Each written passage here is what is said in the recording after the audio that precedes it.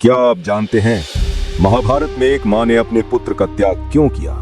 एक ऐसा निर्णय जिसने इतिहास बदल दिया। आज हम बात करेंगे कुंती की कहानी की, वो राजकुमारी जिसने समाज की मर्यादा और अपने हृदय के बीच सबसे कठिन फैसला किया।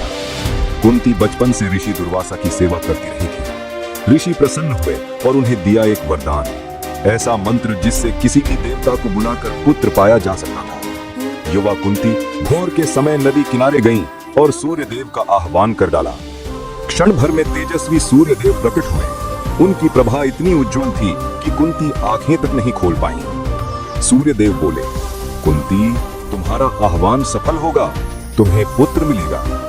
कुंती घबरा गई। वह अविवाहित थी। समाज क्या कहेगा, यह डर उनके मन में घर कर गया। लेकिन मंत्र का प्रभाव अटल था और जन्म हुआ एक बालक का, जिस पर जन्म से ही दिव्य कवच और कुंडल थे।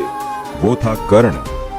कुंती की आंखों से आंसू बहने लगे। एक ओर मातृत्व का सुख, दूसरी ओर समाज का डर।